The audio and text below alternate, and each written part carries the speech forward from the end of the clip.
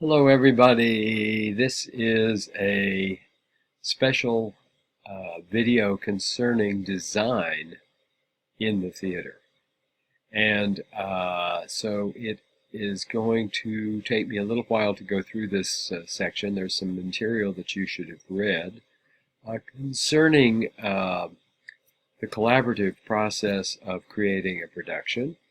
And all of those plays that you're going to be reading this semester, you should be thinking about in terms of how design impacts the effect of those works on the audience.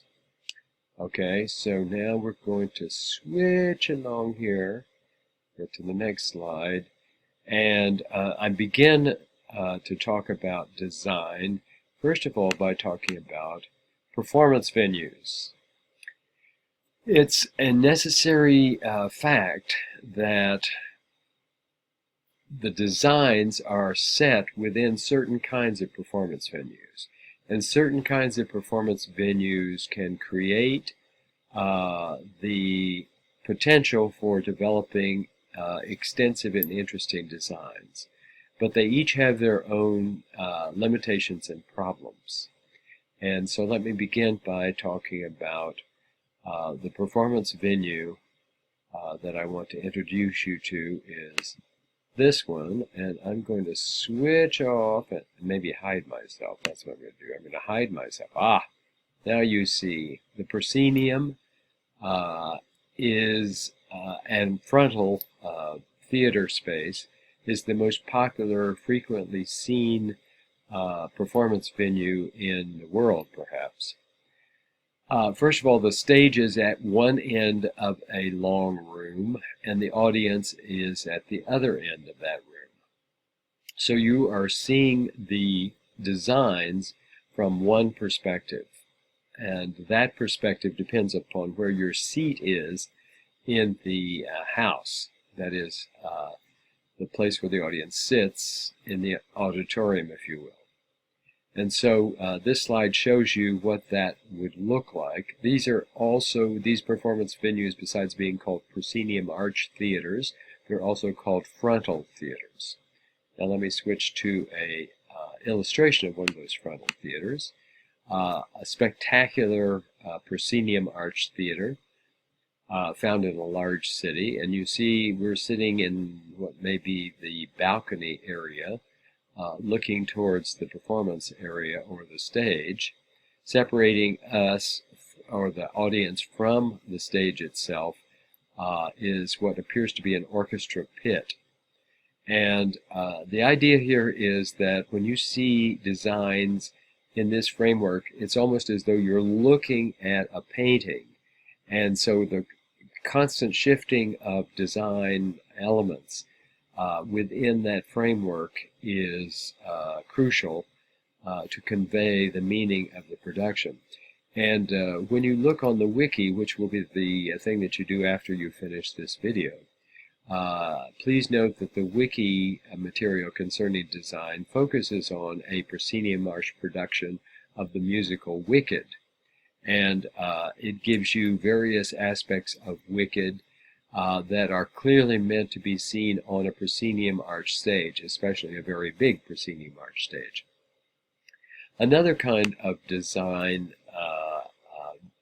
location of designs, is the arena theater. And in an arena theater, the audience sits all the way around the actors. So the actors are right in the middle of the audience area.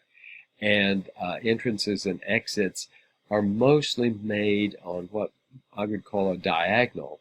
And in which case the actors work in diagonal crosses and movements on the stage in order to be fully seen by all members of the audience. Arena stages became popular in the 20th century, especially the early part of the 20th century, and have continued to serve as a strong way of doing smaller scale productions, not like these big proscenium arch productions. And this shows you a kind of smaller scale arena theater in which the set is in the middle. The actors then work the space mostly in the middle of the stage and across the stage, and the audience sits all the way around and observes the performance. And so you see that basically the strongest design element in an arena theater is the floor. So whatever happens on the floor, either painted things on the floor or carpeting, and as in this case, the floor serves as the most important design element in that production. The actors then emerge onto the floor and call our attention to themselves in their performance. The next kind of space in which design may appear is a thrust theater or three-quarter round theater. In this case, you see a seating chart for a thrust stage, and the advantage of the thrust theater is that if you notice at the very bottom, it's possible actually to construct and build scenery that would be present and seen by most members of the audience at the back of the stage, that is the bottom, in this picture, the bottom of the picture. And the actors would then use the space closer to the audience, left, right, and center, that is west, north, and east. And so the advantage of the thrust theater is that you can get more people into the audience area to see a production, but not nearly as many people in the area as you can in a proscenium theater.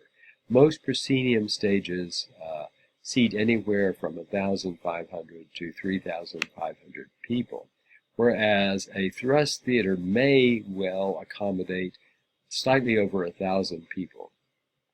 And here you see a good illustration of a thrust stage.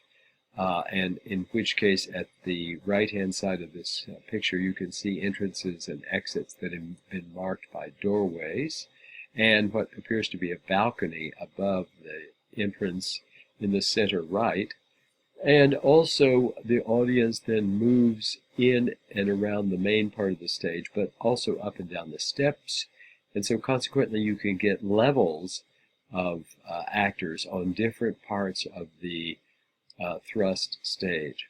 This kind of staging was popular apparently in Shakespeare's day, and so the thrust theater became popular in the latter part of the 20th century, introduced to the Canada and the United States by Tyrone Guthrie, the director. The final kind of performance venue in which a design could appear is what is called a flexible or black box theater, in which you can adjust the scenery and the acting according to the rearrangement of the audience. So this means that you have flexible seating in the auditorium area, and it's just a matter of where the chairs happen to be arranged and facing a particular area that of the acting area that you can create quite a different look for performance. So what we have here is a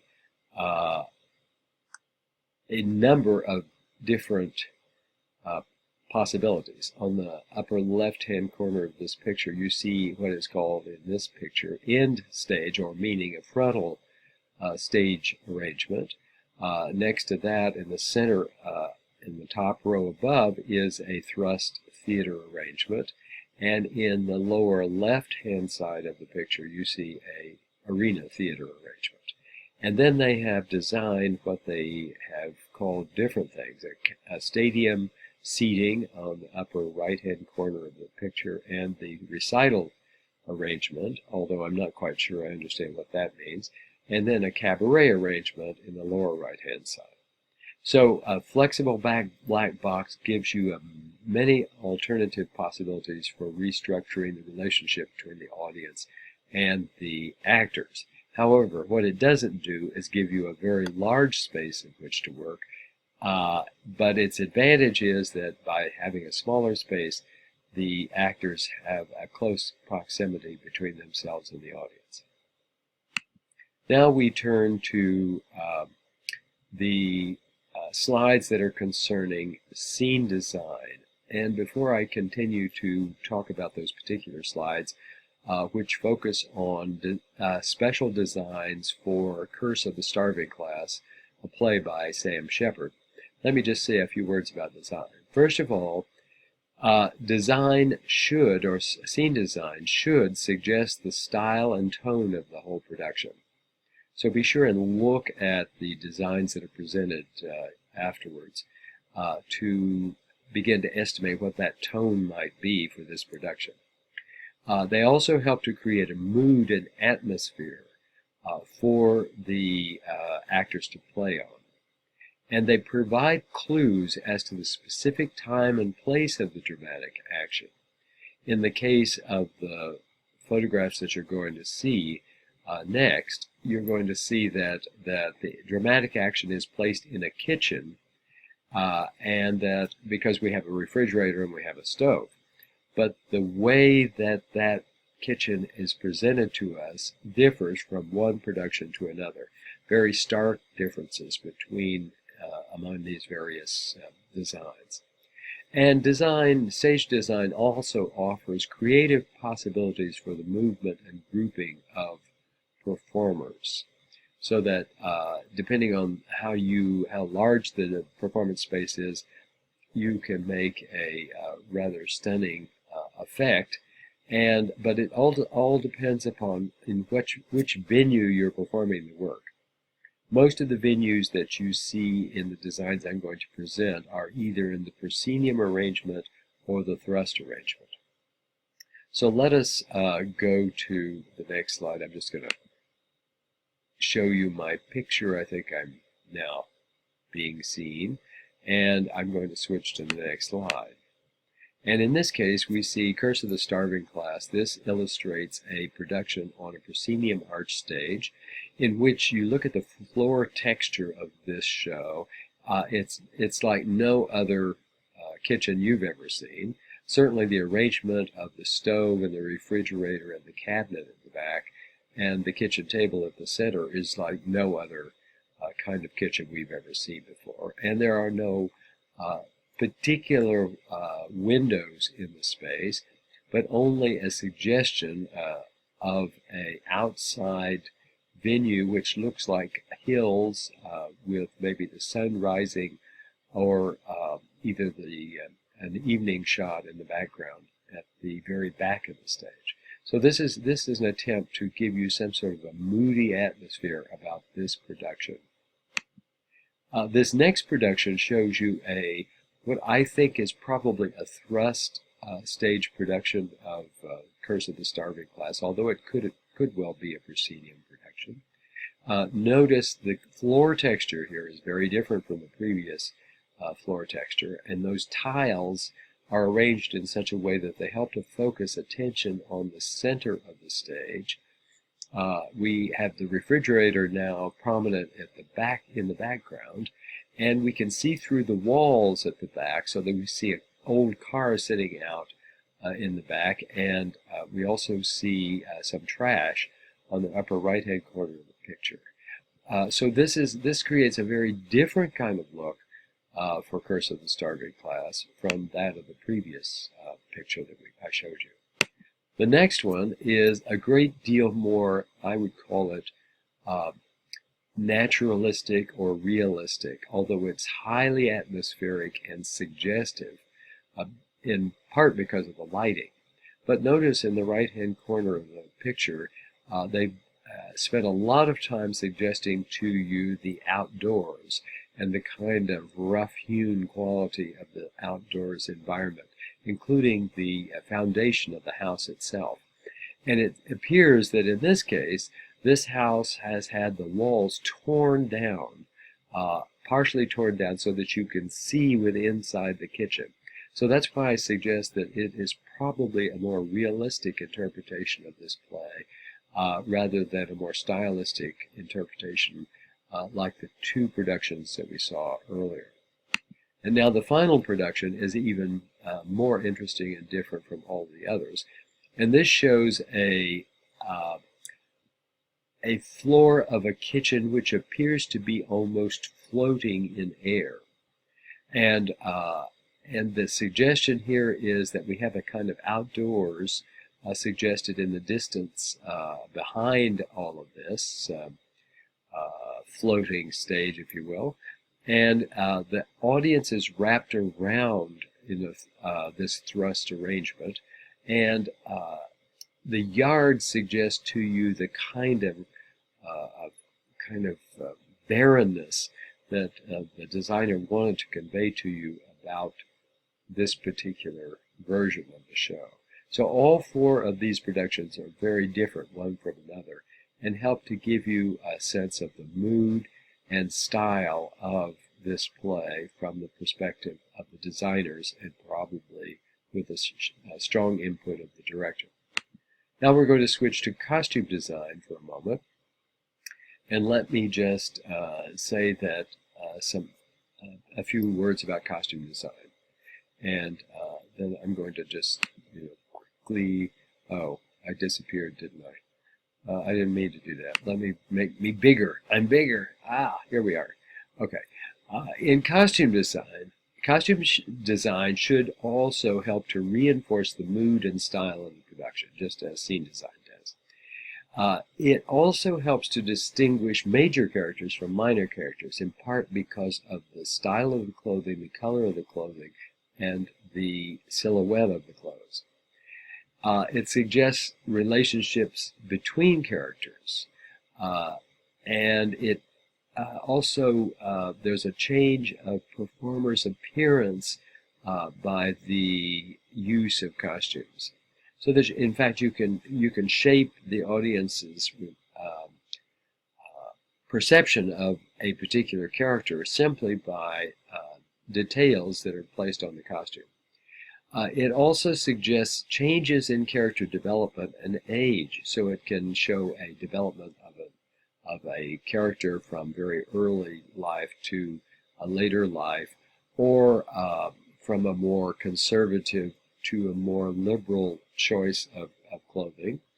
And it serves as objects of beauty in their own right. So many of the costumes that you're going to see in Wicked have been designed very carefully so that they can help accentuate the quality of a particular character in that work. Now I'm going to switch to my little hidden, well, I'm not hidden here, but I'm going to switch to a hidden version of me, and then I'm going to switch to the next slide and show you a scene from What the Butler Saw, a comedy by Joe Orton. And you're at liberty to read the material at the bottom of the screen. Please note that this is a thrust theater performance of this play, and you can see the audience members at the right-hand side looking in on the wild action of the characters. This is a very wild, farcical play, and in this case it shows the actors in costume, modern costume, but they are hardly dressed. They're virtually stripped naked, and that's part of the fun of the piece, is the change of personality based on the change of the clothing of the actors. Sometimes the women play men, and sometimes the men play women. Another comedy in which the costumes play a big role is that of Tartuffe by Molière. And in this case, you see the designer has chosen to give you lovely, detailed designs for both the male and the female character sitting, and for the maidservant in the background, and to help to suggest to you the richness of the period in which this play is set. The use of pastel tones suggests the 18th century, and the use of strong lighting in the acting area helps to suggest to you the comic quality of this particular piece. Molière's Tartuffe is one of the most famous of the comedies ever created. Now we move on to lighting design, and let me suggest to you that in lighting design, it should evoke the appropriate mood, simply along the same lines as I suggested to you happens with both costume design and scene design. It should indicate time of day. It can indicate time of day and location of the dramatic action. So suggesting that a scene takes place inside if you have lamps or lighted lamps that are turned on during the day or night. It all depends upon what the director wants to give a suggestion about where we are and at what time of day we're there.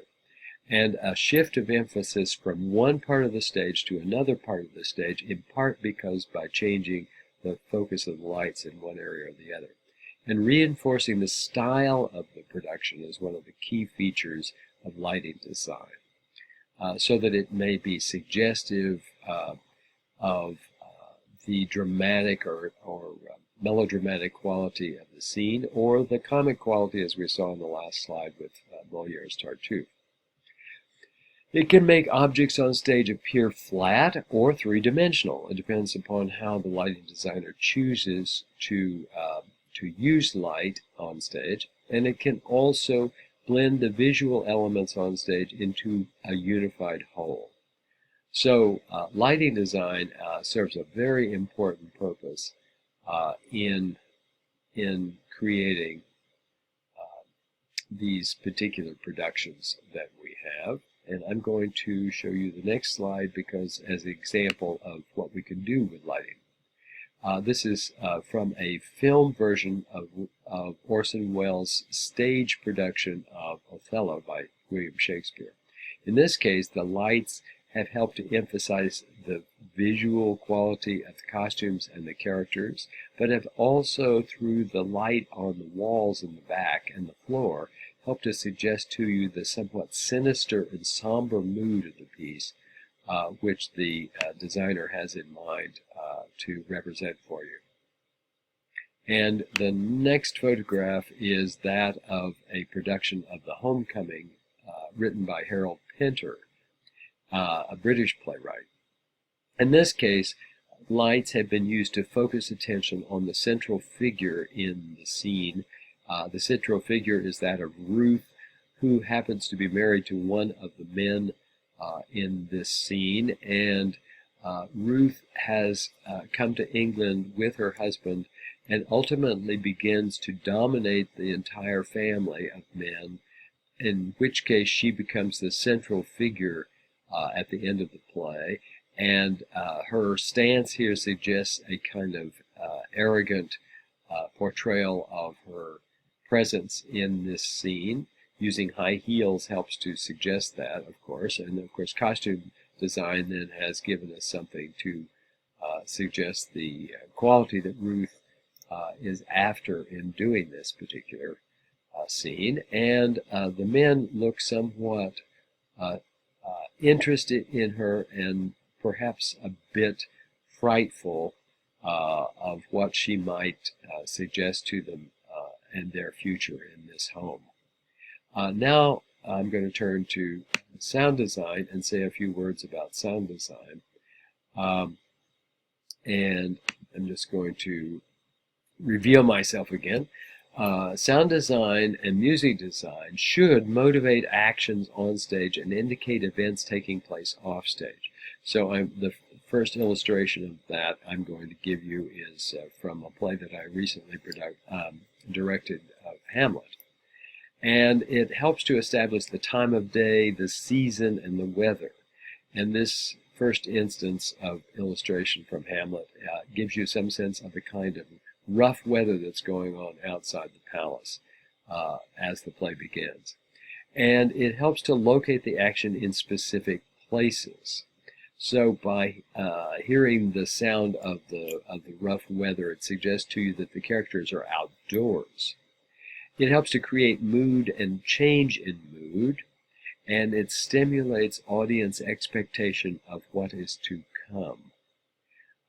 In this particular instance, you're going to see a couple of other illustrations from Hamlet.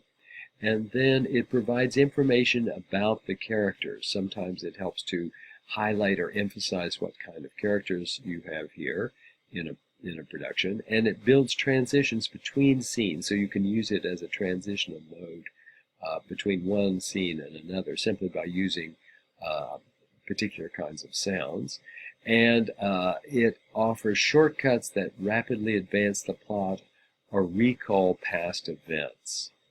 So now I'm going to hide me again, and then I'm going to show you, or play for you, illustrations from Hamlet. The first one happens to be a winter storm that is going on as people are standing on the ramparts of the palace. And here is the sound of that winter storm.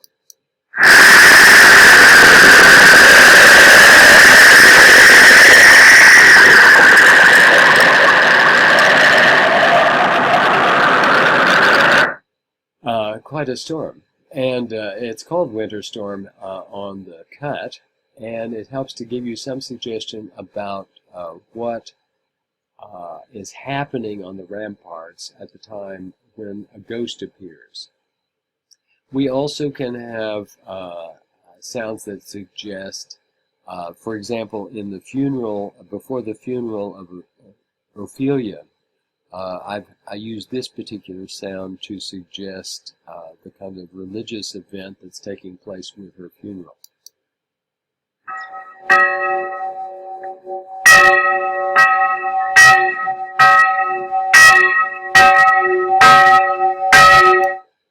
And then one of the events that takes place is the entrance of a character in the mousetrap scene in which Claudius sees a actor pour poison into the ear of his late brother. And in that case, it causes Claudius to go crazy and run off the stage. And the guy that does this, this is the music that I used for that particular moment.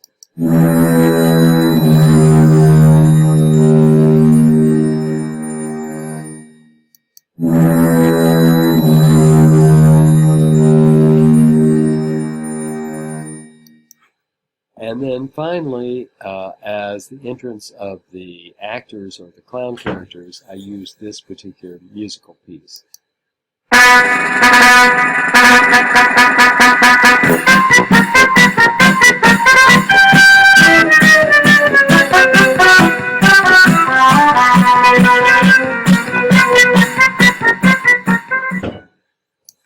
So, that gives you some idea about what sound can be used for various purposes in a production. And so I think that, oh, I'm not sure where I am. Oh, there I am. Okay. So I hope this has been instructive for you, and now I urge you to go immediately to the illustrations of design that I provided on the wiki focusing on the production of the musical Wicked in New York.